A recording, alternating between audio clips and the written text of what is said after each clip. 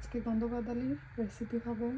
এই যে আমার গন্ধকাদালি, শিমের বিচি, চিংড়ি শুটকি, আমাদের চট্টগ্রামের বিখ্যাত ছোট আলু, পেঁয়াজ, কাঁচামরিচ, টমেটো রান্না শুরু করব। প্রথমে আমি শিমের বিচি সিদ্ধ করতে দিলাম। শিমের বিচি হালকা সিদ্ধ হয়ে আসলে একে একে সব দিয়ে দিই। লবণ হলুদ দিয়ে আলুগুলি হালকা ভেজে নেব। এবার ব্লেন্ড করে রাখা গন্ধকাদালি শিমের বিচির মধ্যে দিয়ে দিলাম পরিমাণ মতো লবণ।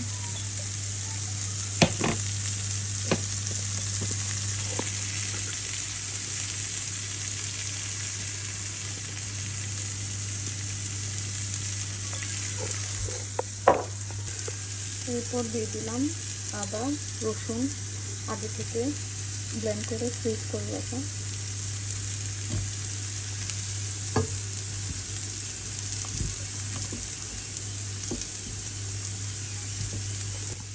এবার দিলাম হলুদের গুঁড়া,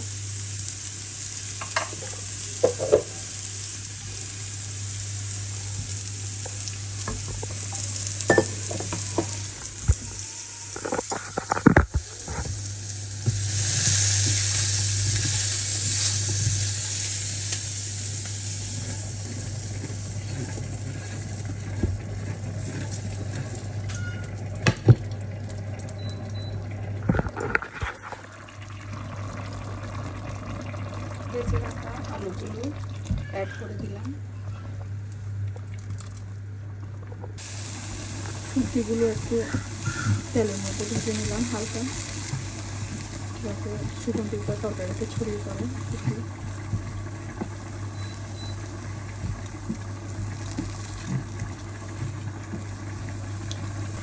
এরপর দিয়ে দিলাম 7 চামচ গুঁড়ো মরিচের গুঁড়ো, অ্যাড করলাম 4-5টি কাঁচামরিচ।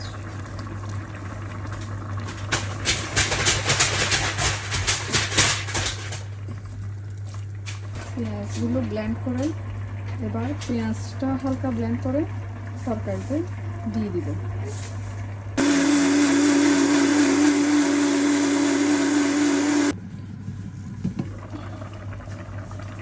এবার ঢাকা দিয়ে 5-10 মিনিট সিদ্ধ করে নেব সব কিছু। এবার অ্যাড করে দিব গরম দুধ প্রয়োজনে। এবার অ্যাড করে